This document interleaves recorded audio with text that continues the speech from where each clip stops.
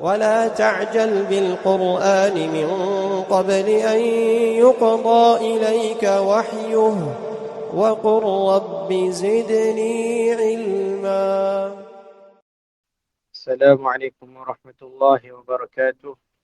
الحمد لله رب العالمين، والصلاة والسلام على أشرف الأنبياء والمرسلين نبينا الكريم محمد وعلى آله وصحبه أجمعين ومن تبعهم بإحسان إلى يوم الدين. أما بعد، فإن أصدق الحديث كتاب الله، وخير الهدى هدى محمد صلى الله عليه وسلم، وشر الأمور محدثاتها، وكل محدثة بدعة، وكل بدعة ضلالة، وكل ضلالة في النار. أعاذني الله وإياكم من النار. ثم أيها الإخوة والأخوات الكرام, we begin by praising Allah subhanahu wa ta'ala, the Most High, as He Jalla wa Ala deserve it. And then we send our salat and our salam upon the best of mankind, our Nabi, our Prophet Muhammad, and upon his families and his companions and those that are upon their way. And after that, we continue on with our weekly sitting, which regards to the book Al-Arba'un An-Nawawīyyah, the 40 hadith that are compiled by Al-Hafidh An-Nawawī Yahya ibn Sharaf Abu Zakaria rahimahullah ta'ala rahmatan wasi'ah. And from this blessed compilation of his, we had reached to hadith number 11. And it reads, An Abi Muhammad Al-Hasan ibn Ali ibn Abi Talib Sibti Rasulillah sallallahu alayhi wa sallam wa rayhanatihi radiyallahu anhuma qal. And from Abu Muhammad Al-Hasan, the son of Ali, the son of Abu Talib, the grandchild of Rasulullah sallallahu alayhi wa sallam, and his Rayhan, whom Allah subhanahu wa ta'ala is well pleased with them both, he said, حفظت من رسول الله صلى الله عليه وسلم, I memorized from the messenger of Allah صلى الله عليه وسلم, دع ما يريبك إلى ما لا يريبك, leave that which makes you doubt for that which does not make you doubt. رواه الترمذي والنسائي وقال الترمذي حديث حسن صحيح, collected by الترمذي and النسائي. And at-Tirmidhi, he said that this is a hadith that is Hasan Sahih. And so from this, Barakallahu Fikum, we had taken thus far the narrator of the hadith, that is the grandchild of the Prophet Sallallahu Alaihi Wasallam, Al-Hasan. We had taken his name, we had taken his kunya, and we had taken what is the meaning of Sibt, and we had taken some of his virtues radiyallahu anhuma. And then we went into the collectors of the hadith, and for this hadith, it is collected and narrated by Al-Imam At-Tirmidhi, and his name is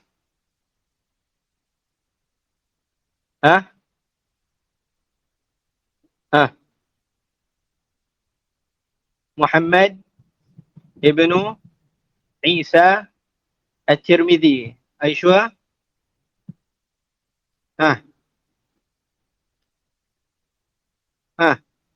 Muhammad ibn Isa At-Tirmidhi. Correct?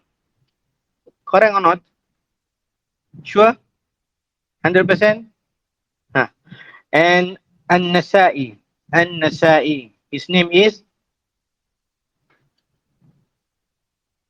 Muhammad Ahmad ibn Shu'aib. Sure? 100%? Aywa, sant. Ahmad ibn Shu'aib. And At-Tirmidhi, he died in the year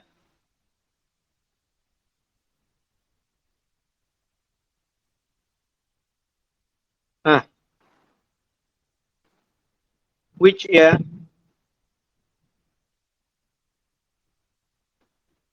Nothing. 279. And An-Nasa'i, he died in the year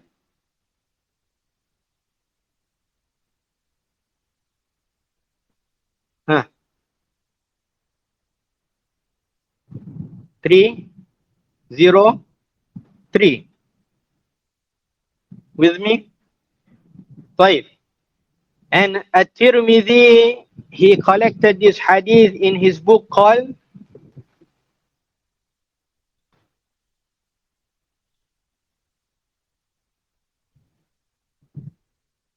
Al-Jami' Al-Kabir, famously referred to as Sunan At-Tirmidhi.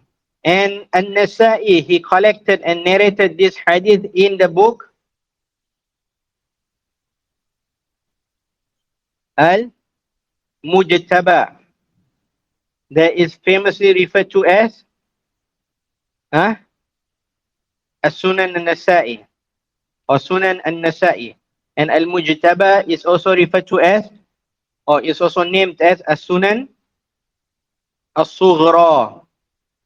طيب, know these books, ya ikhwa, barakallahu fikum. Know the authors and know the books.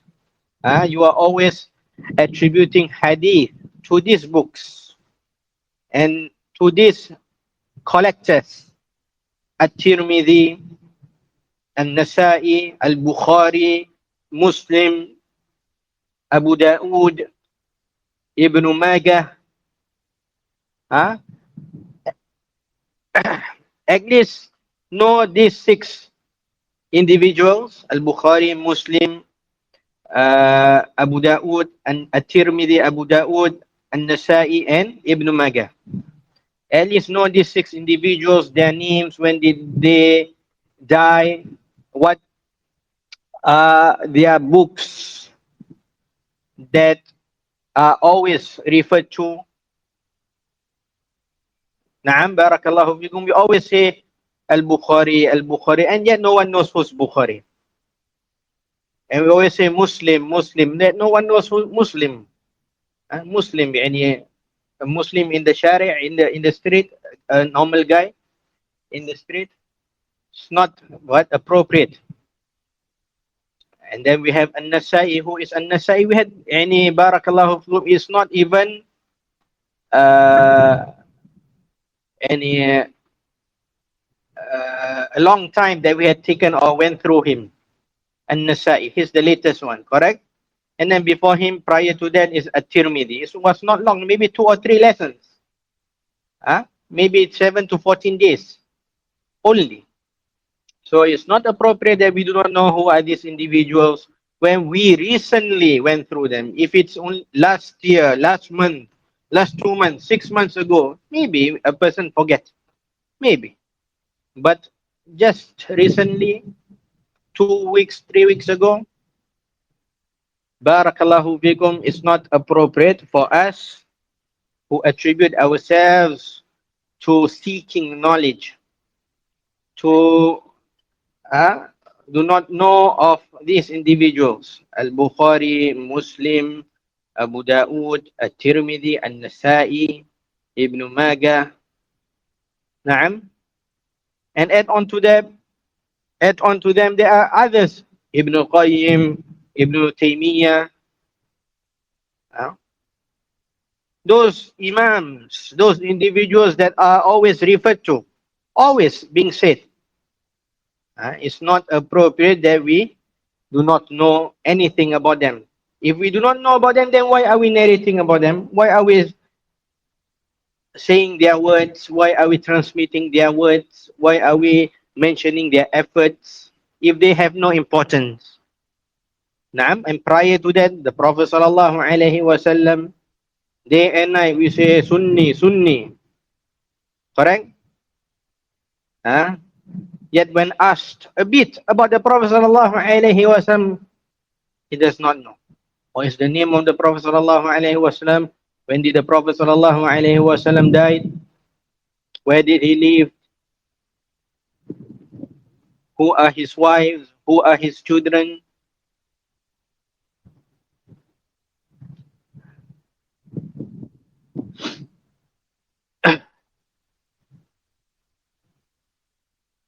So barakallahu fikum, these informations are what? Vital. A necessity for us all to know about them and to memorize them by heart Where do we stop? We have taken the terms as well, correct? We have taken the terms and we have started to talk about the words of Ibn Rajab and Sheikh Atiyah Salim. Am I right?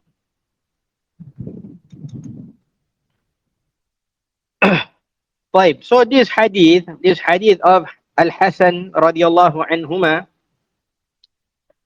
Sheikh Atiyah Salim, as mentioned and as how we had read in the previous sitting, he said that هذا الحديث على قصر عبارته وقلة ألفاظه أصل من أصول هذا الدين.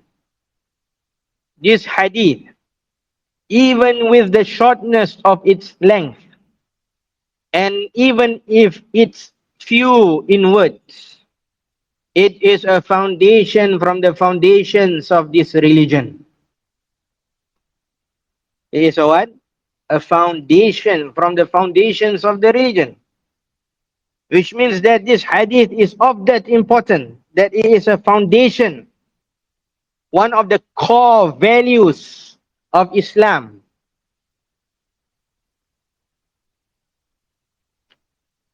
Which means that a Muslim, he must put forth his effort in knowing the meaning of this hadith,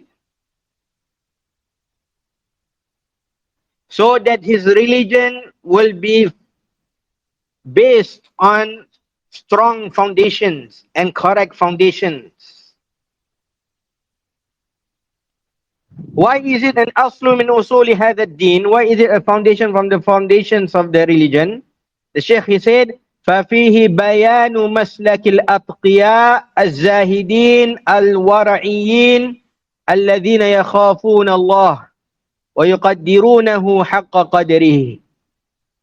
As it contains the way of the pious, the zahid, the ascetic, the wara'i, the wara', the devout, الَّذِينَ يَخَافُونَ اللَّهَ, that fears Allah, وَيُقَدِّرُونَهُ حَقَّ قَدْرِهِ, and those that estimated Allah what is rightfully due. Intaha kalamuhu rahimallah. End of Sheikh Atiyah's words. So this hadith, it shows us and it teaches us how the pious, the ascetic, the devout that fears Allah will react when they come across something that they has doubt.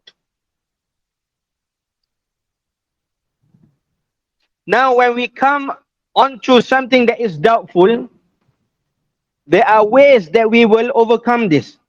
There are ways that a person can take. Am I right? Many different ways. This way, that way, another way. There are the ways of the pious, the devout, the one that fears Allah. They will react to the doubtful matters in a way. And another group of people who does not fear Allah, who is not scared of the punishments of Allah, when they come onto the doubtful matters, they will react in a way as well. They will react in a way as well, correct? And this way is not the way of those people. The way that they react, the way that they go through when they meet doubtful matters, they will differ. They will be having different ways and different methods and different methodologies in overcoming the doubtful matters. So what is the way of the devout? The one that fears Allah, the one that gives Allah his rightful dues. What are their ways? Because these people, they are those who we are trying to what? Mimic.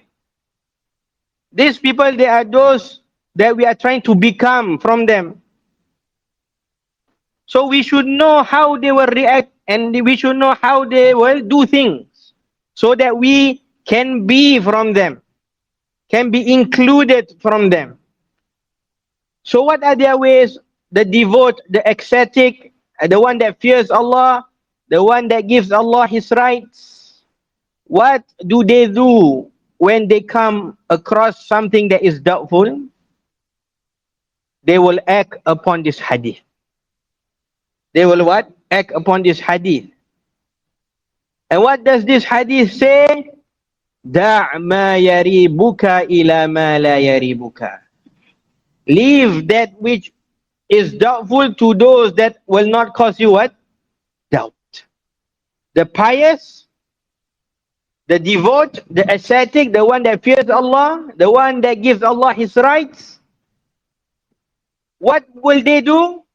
They will leave off the doubtful matters to the things that will not cause them doubts. This is their way. And so it is upon us, if we want to be included, to be from them. It is upon us, if we want to mimic them, if we want to be resurrected from amongst them, it is upon us to follow their footsteps. To follow their footsteps. واضح? And we had read through the words of Sheikh Abdul Muhsin Al-Abbad, حفظه الله تعالى, this great individual, this great man, Al-Muhaddith. He mentioned that the doubtful matters are the matters that when you do them, your heart is what? Not at rest and not peaceful. You start to question yourself. Am I doing the right thing? Is this thing even halal for me to do? Is it permissible for me to do? These are all signs. Signs to tell you that it is better to leave them off. And it is closer to being haram than it is to being halal.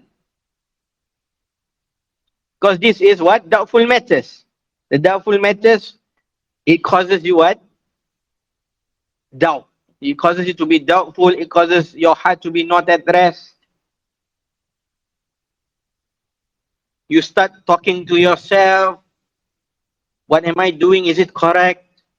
It causes uneasiness in you. But the halal is something that is what? Where your heart is at peace when you do it. You don't even have second thoughts. You don't even say to yourself, is this halal or is this haram? Because what? It is what? Halal. It is not the doubtful matters. It causes peace to you. And you do it even with your eyes closed.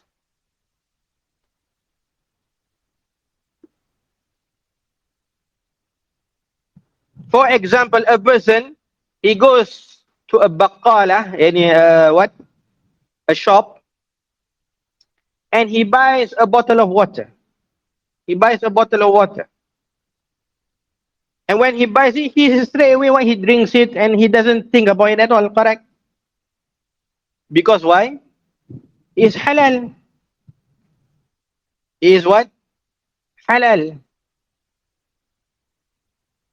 And he drinks it and he quenches its thirst as though it's nothing. His heart is at peace. He doesn't, after he buys and he goes out, he looks at the bottle of water and says, is this halal for me to drink? Is this even halal for me to drink? Is it halal for me to... And he doesn't do that to himself. Correct? This is halal. This is a sign to show that the thing is halal. And remember a few weeks ago, a person asked about this drink, what? How do you pronounce it? Huh? What? Kombucha, is it? A person he asked. He asked why? Because it's something that is what? Doubtful. And if a person were to buy it, he will ask himself, correct? Is this halal? Is it even permissible to consume? He starts asking himself. Am I right? So the situation is buying drinks. Both of them are buying drinks. And person A, he buys a bottle of plain water and he has nothing to say to himself. His heart is at peace. But when he buys this drink that is how it is pronounced, he starts questioning himself. This shows that this thing is a what? A doubtful matter. your heart is not at peace, it's not at rest. Is there alcohol? Is a small percentage of alcohol? This is this. Huh? The way of the atqiya, the pious one, the devout one, what will they do in this matter? They will leave it off. They will leave it off. And they will leave off buying what? This type of drinks and so on. And they will move. Not just that they leave off. Leaving off is one thing. But they do something else. They do what? What do they go? Where do they go? They go to the halal things, which they do not have any problems at all with it. Understand? Wadah? So these are all what? Signs. And remember, we also had taken before that in the beginning, yes, there is doubtful things. But in the end, there will always be only what? Either something is halal or something is haram. There will never be something that will remain what? Doubtful. Because it is upon a person to ask. What is the ruling on that thing? And when the person, he asks, and he receives the answers from the people of knowledge, then it will go to either being halal or it will either be haram, and it will not remain as something that is what? Doubtful anymore. Wadah? طيب.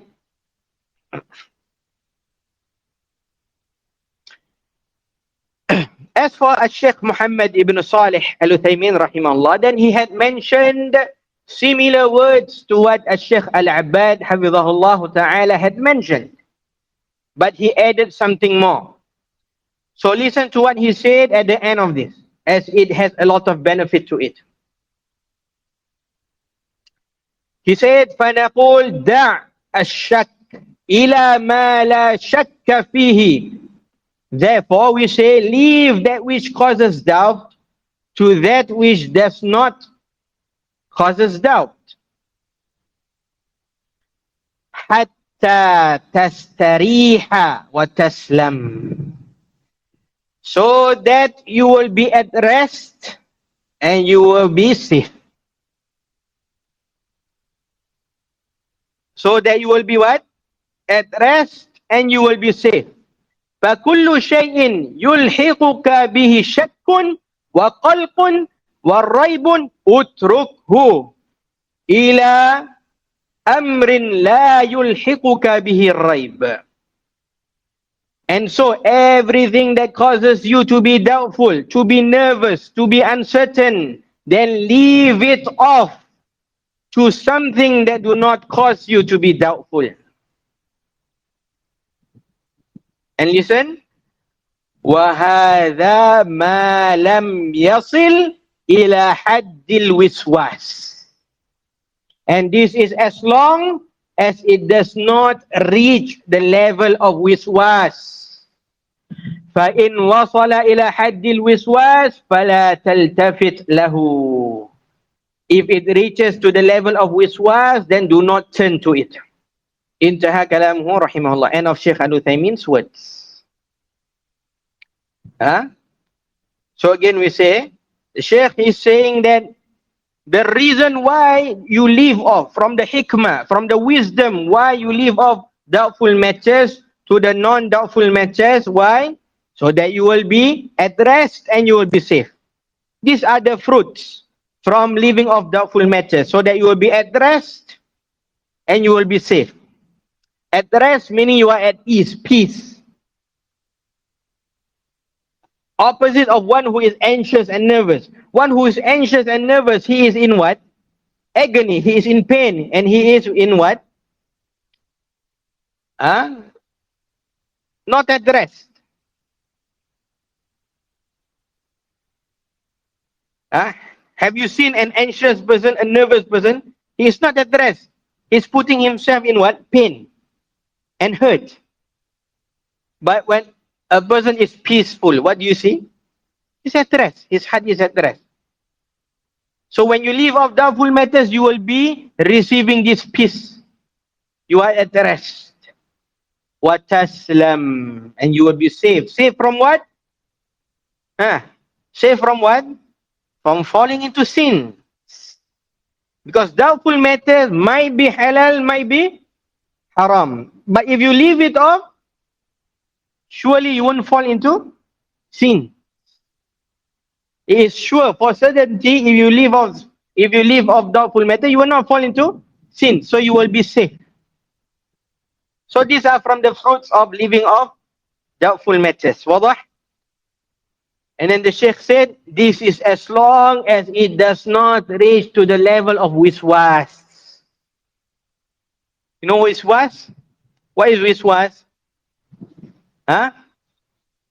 Wiswas. Huh? The whispering. Any benefit from the lugha? The meaning of wiswas, sumya wiswas li waswasati. Why is it named wiswas? Because of the sound that it makes. When the whispers happen, what do you hear? The waw and the sin. Correct? So this is why it's named wiswas.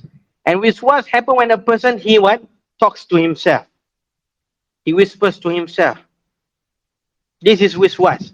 So the Sheikh is saying that, what is the extra and important point here? Ayyuhal ahibba, my beloved brothers and sisters, what is the important and extra point here? As long as it does not reach the level of wiswas. If it does, then do not turn to it. Do not turn to the wiswas. Yani from the statement of Shaykh Al-Uthaymeen rahimahullah, one will definitely start to ask, how do we know whether this is doubt or whether this is what? Wiswas. How do we differentiate whether this is doubt or this is wiswas? Correct? Now that you hear it is doubtful, leave it. Correct? But if it reaches the level of wiswas, don't turn to the wiswas and continue doing it. Correct? Now you have learned this. So the next thing that surely will come to your mind is, how do we differentiate whether this is doubt or whether this is wiswas? Correct? Right. The answer is simple. It will return to how frequent it happens. It will return to how frequent it happens. If doubts of the same thing always happens to you, then this is wiswas. If doubts frequently always happens to you, then this is the level of what? Wiswas already. If not, if it is just normal, one or twice or two, three times, then this is what? This is doubt. This is just what? Doubt. If it is too frequent, then it become wiswas. It become wiswas. For example, every time a person takes his wudu, every single time he will say to himself, have I washed my hands? Or did I wash my hands all the way back to the elbow? Or did I do things in sequence? Always, every single time he takes his wudu, you will see him in the wudu area, and he is standing there or sitting there. He's what? Pondering and looking to himself in his own world. And this happens, and this is a sickness. And we have talabatul ilm. We have students of knowledge, and I know them by person. Talabatul ilm, qawi, a person who is what? Strong. And one of the du'at in the West. One of the what? One of the callers to Islam in the West. But when he go and take wudu, he will take hours. And it reaches to a point that it can even reach 1 hour or so. Sickness.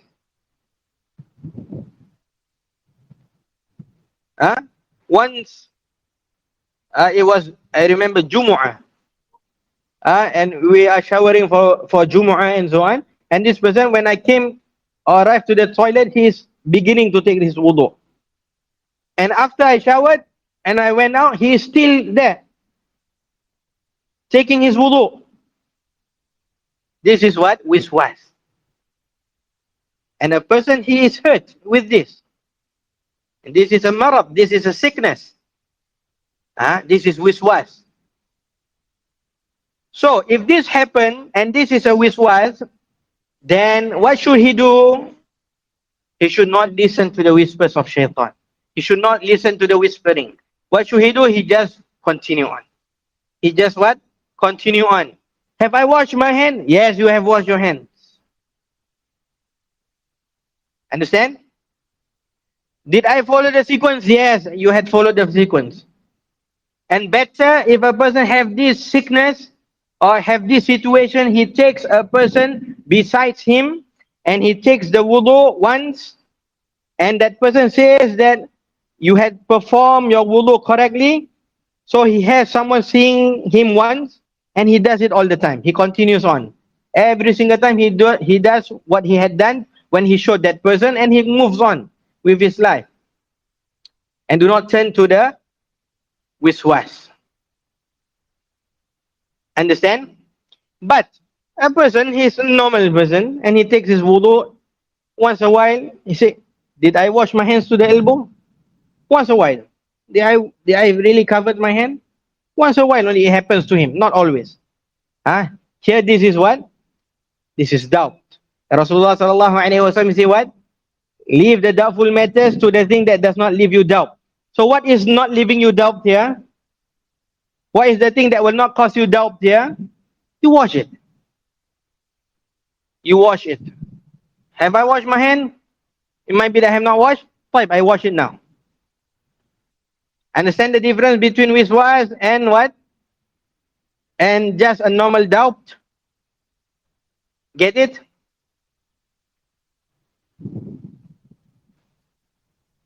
Another example. Or a question. One day a man, he prayed Zuhur prayer, for example, by himself. And due to a religious reason, he did not manage to attend the Jama'ah. He prayed Zuhur by himself. One day, after he prayed the Zuhur prayer, he talks to himself, did I pray 3 rak'at or did I pray 4 rak'at?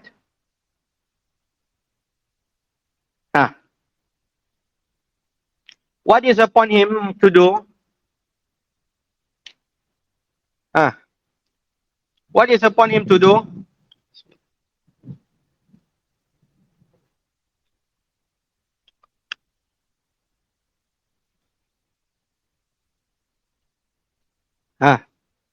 Take the least rakat always.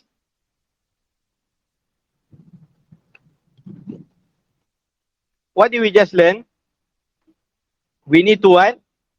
Differentiate whether this is wiswas or is this a doubt. A doubt. If it's wiswas, then he leave it off. Yes, he had prayed 4 rakat and nothing. Don't turn to it. If it is a doubt, any rare occurrence, sometimes, then he what?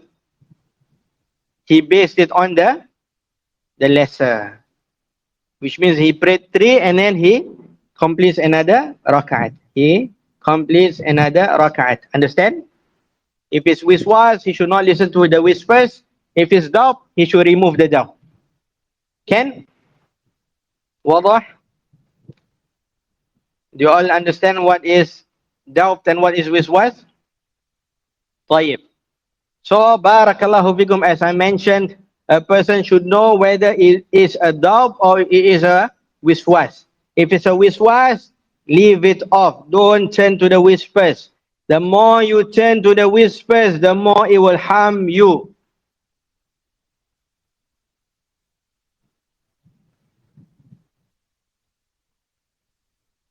And wiswas is widespread.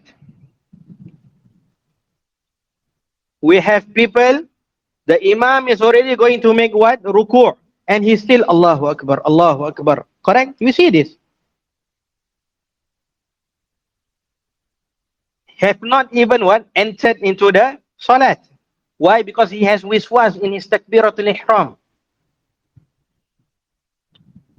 And this is something that hurts that person. It hurts that person. And he does not want it.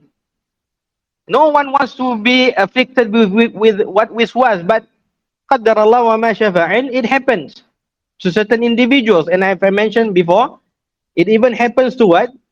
The knowledgeable people. Sometimes it happens, it's sickness. Huh? But a person, like every sickness, he should strive for what? To find the cure.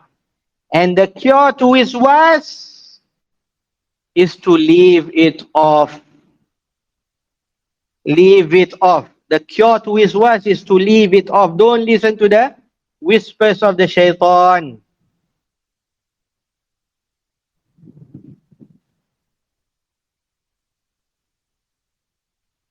And we bring examples as well.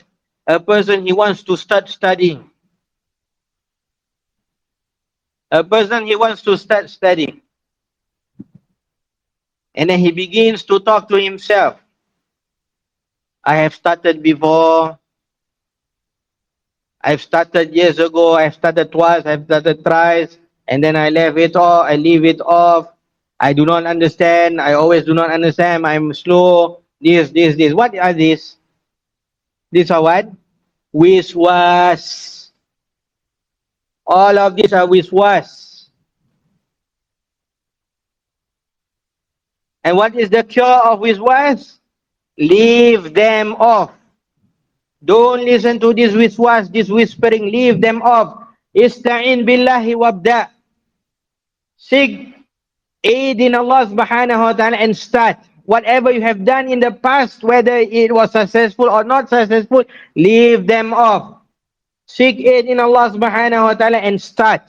That is the most important thing. And then seek aid in Allah subhanahu wa ta'ala to be steadfast.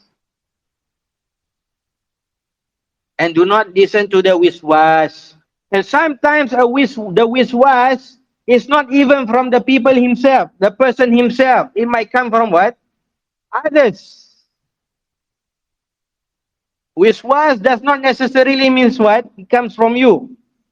There might be others that are doing the wiswas and introducing the wiswas to you. You want to study the Arabic language? We have started 2, 3 times before already. It's difficult, correct? Difficult. Why do you want to start again? And because of that, he has that mentality already. It's difficult.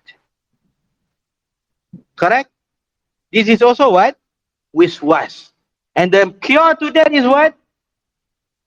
Leave them off. If it's from yourself, leave your whispering off. If it's from the whispers of others, leave the whispers of others. Wallahi, there is no goodness in listening to the wiswas. So, barakallahu fikum, in the saying of the Prophet sallallahu alaihi wasallam is sufficient and a cure. And the Prophet sallallahu alaihi wasallam, he said, "Da' ma yaribuka ila ma la yaribuka." Leave off that which will cause you doubt to the things that will not cause you doubt. It happens, doubt happens. Especially some of us, the what? The drivers. We usually, is it permissible to send to this place? Is it permissible to send to that place? This happens, correct? What is the cure? Easy as that.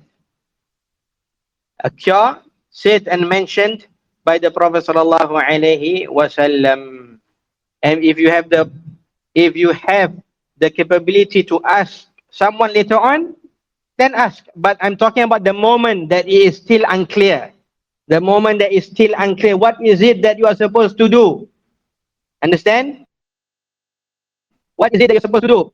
Do you want to follow the ways of the one that does not fear Allah, or does not care about the rulings of Allah, or does not care about the rulings of the religion of Allah?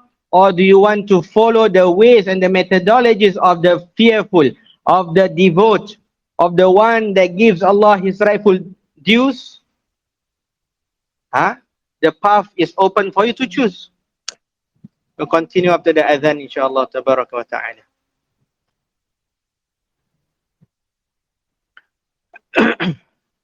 So that is our commentary on the hadith number 11, and we will continue next week with hadith number 12, inshallah, tabaraka wa ta'ala. I hope that everything is clear pertaining to this hadith about the ways of the pious and the devout, and the one that fears Allah, and the one that gives Allah his rightful due rights. What are their ways when what are their ways when they come across the doubtful matters? We will end here for this week. Wassallallahu ala nabiyyina Muhammadin wa ala alihi wa sahbihi wa sallam. Subhanakallahumma wa bihamdika la ilaha illa anta astaghfiruka wa atubu ilaik. Wassalamu alaikum wa rahmatullahi wa barakatuh.